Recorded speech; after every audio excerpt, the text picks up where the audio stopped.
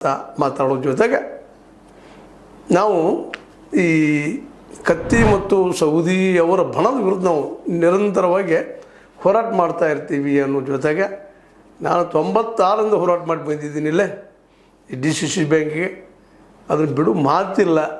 ಯಾಕಂದ್ರೆ ಸತೀಶ್ ಜಾರಕಿಹೊಳಿ ಅವರು ನಾವು ಎಲ್ಲರೂ ಕುಡ್ಕೊಂಡು ಜೊತೆಗೆ ಜೊಲ್ಲೆ ಅವರು ಕುಡ್ಕೊಂಡು ನಾವು ಇದನ್ನು ಇವತ್ತು ಅಧಿಕಾರ ತೆಗೆದುಕೊಂಡಿದ್ದೀವಿ. ಅದನ್ನು ಬಿಡು ಮಾತು ಇಲ್ಲ. ನಾವು 5 ವರ್ಷ ಅಂತ ಇದ್ದೇ ಇರ್ತಿದ್ವು ಜೊತೆಗೆ ಅನ್ನುವಂಥದ್ದು ಭಾಳ ಮಂದಿ ಟೀಕಾನು ಮಾಡಿದ್ದಾರೆ ಆ ವಿಷಯದಲ್ಲೇ. ಸಹಜ ಅವ್ರಿಗೆ ನೋವಾಗಿರ್ಬೋದು ಬಾಲಚಂದ್ರ ಜಾರಕಿಹೊಳಿ ಅವರಿಗೆ ಸಹಜದ ನೀವ್ಯಾರು ಅಂತೇಳಿ ಆ ಗೆಲ್ಲಿಸುವ ಸಂದರ್ಭದಲ್ಲಿ ನಾವು ಇರಲಿಲ್ಲವ ಅನ್ನುವಂಥ ಮಾತನ್ನು ಕೇಳೋ ಜೊತೆಗೆ ನಾವು ಇವ್ರನ್ನೆಲ್ಲ ಆರಿಸಿ ತಂದವರು ಅನ್ನುವಂಥ ಮೆಸೇಜ್ ಕೊಡೋ ಜೊತೆಗೆ ಇನ್ನಷ್ಟು ದಿಗ್ಗಳಿತ್ತು ಸಾಕಷ್ಟು ಬರ್ತಾಯಿತ್ತು ನಿಮಗೆ ಗೊತ್ತಿಲ್ಲ.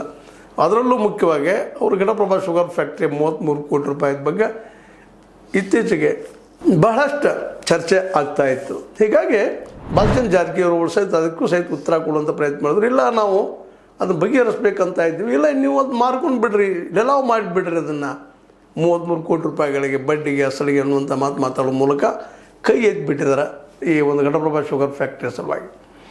ಅದಕ್ಕೆ ಆ ಸಾಲಿಗೆ ಕಾರಣ ಯಾರು ಎಂತು ಏನು ಅದು ಹಿಂದಿನ ಸಾಲಿಗೆ ಯಾರು ಏನು ಕಾರಣ ಅದೆಲ್ಲ ಬೇರೆ ವಿಷಯ. ಆದ್ರೆ ಕೈ ಎತ್ತುವ ಮೂಲಕ ನಮಗೆ ಮುಗಿದು ಹೋಗ್ಯದಪ್ಪ ಆಗಲಿಕ್ಕಿಲ್ಲ ಅನ್ನೋ ಮಾತಾಡೋ ಮೂಲಕ ಇದನ್ನು ಸಮಾಪ್ತಿ ಮಾಡಬೇಕು ಈ ವಿವಾದವನ್ನು.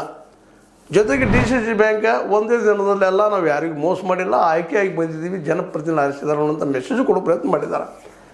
ಅದೇ ಕಾಲಕ್ಕೆ ತಮ್ಮ ವಿರೋಧಿಗಳಿಗೆ ಎಚ್ಚರಿಕೆ ನುಗ್ಗಿದ್ರು ನಾವು ನಿಜವಾಗಿ ಹೋರಾಟ ಮಾಡಿ ಬಂದೀವಪ್ಪ, ಯಾರದೇನು ಉಪಕಾರ ಇಲ್ಲ ಮಗ ಅನ್ನುವಂಥ ಮಾತಾಡೋ ಜೊತೆಗೆ ನಮ್ಮ ಬಗ್ಗೆ ಅಪಪ್ರಚಾರ ಮಾಡ್ತಾ ಇದ್ದಾರೆ ನಮ್ಮ ಎದುರಾಳಿಗಳು.